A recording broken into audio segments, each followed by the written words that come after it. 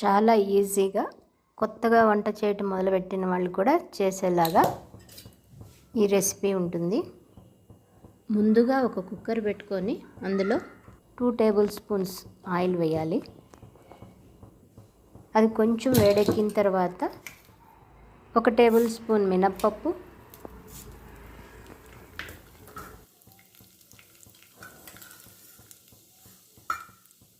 1 spoon ఆవాలు వేసి అవి బాగా చిటపట్లాడేదాకా ఉండి అప్పుడు 1 స్పూను జీలకర్ర వేయాలి.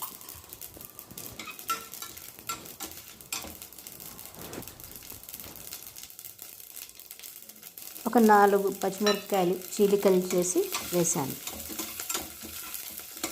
తిరగమాత మాడకుండా బాగా కలుపుకుంటూ ఉండాలి.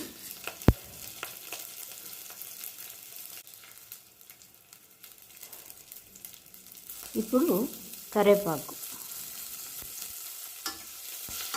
కొత్తగా వంటలు చేయటం మొదలుపెట్టిన వాళ్ళకు కూడా అర్థం అవ్వాలని నేను ప్రతి ప్రాసెస్ కొంచెం డీటెయిల్గా చూపిస్తున్నాను. ఇప్పుడు ఒక చిటికెడంతా ఇంగువ వేశాను. ఇది డైజెషన్కి బాగా ఉపయోగపడుతుంది.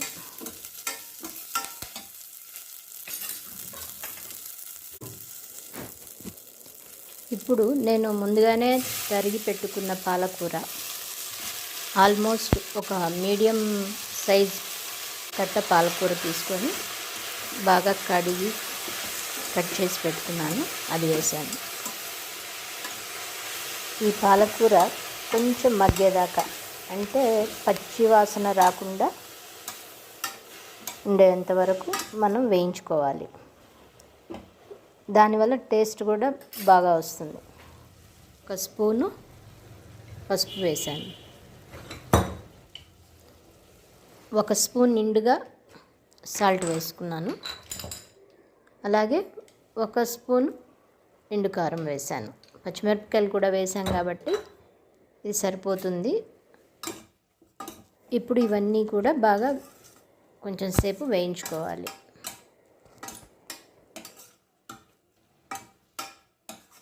స్టవ్ సిమ్లో పెట్టేసి ఒక 3-4 మినిట్స్ అట్లా వేయించుకొని ఆ తర్వాత మనము దీంట్లో కందిపప్పు వేసుకోవచ్చు.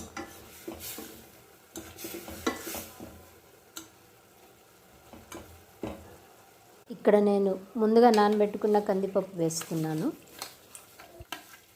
ఆల్మోస్ట్ 100 గ్రామ్స్ అలా ఉంటుంది. అంటే మనం రెగ్యులర్గా కాఫీ తాగే గ్లాస్ ఉంటుంది కదా, ఆ గ్లాస్తో వేసినట్టు. ఇలా ముందుగా నానబెట్టడం వల్ల ఈజీగా కుక్ అవుతుంది ఒకటి, ప్లస్ డైజెషన్ కూడా ప్రాబ్లం ఉండదు, ఈజీ డైజెషన్ అంటారు.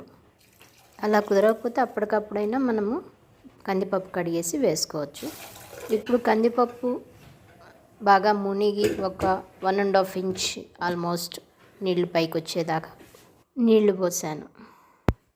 స్టవ్ మీడియం ఫ్లేమ్లో వచ్చేటట్టు పెట్టుకోవాలి. ఇక్కడ నేను కందిపప్పు ముందే నానబెట్టాను కాబట్టి ఒక 4 విజిల్స్ వచ్చేదాకా కుక్ చేశాను. అప్పటికప్పుడు వేసేటట్టు ఉంటే ఒక 5 విజిల్స్ వచ్చేదాకా పెట్టుకోండి. అది మనం వాడే నీళ్ళని బట్టి కందిపప్పుని బట్టి కూడా కొంచెం మారుతూ ఉంటుంది, చెక్ చేసుకోవాలి. ఇప్పుడు కుక్కర్ చల్లారింది, ఓపెన్ చేస్తున్నాను.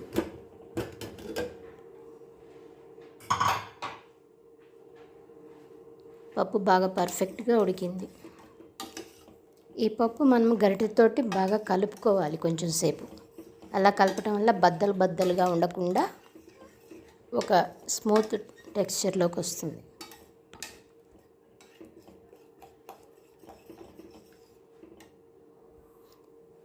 ఇప్పుడు మళ్ళీ స్టవ్ వెలిగించి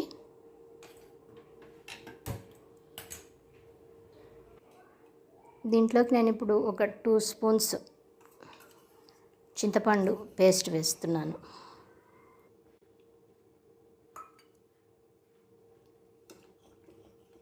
చింతపండు అంతా కలిసేలాగా కలుపుతూ ఉన్నాను.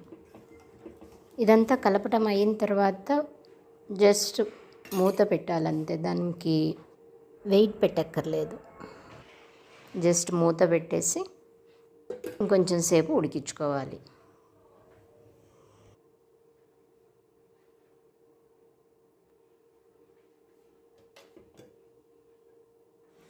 చూసారు కదా, బాగా ఉడికింది. పైన ఆ ఉడికినది తెలుస్తుంది కదా. దీన్ని కొంచెం గరిటెతో కలుపుతూ ఉండండి, లేకపోతే అడుగంటిపోతుంది. దీంట్లోకి నేను 1 స్పూన్ నెయ్యి వేస్తున్నాను, అది ఆప్షనల్. నెయ్యి వాడటం వల్ల పప్పుకి రుచి రావటమే కాదు, పప్పులో ఉండే న్యూట్రిషనల్ వాల్యూస్ బాడీ అబ్జర్వ్ చేసుకోవటానికి నెయ్యి ఉపయోగపడుతుంది.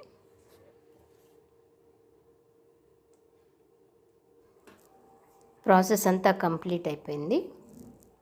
ఇప్పుడు పప్పు సర్వ్ చేసుకోవడానికి రెడీగా ఉంది.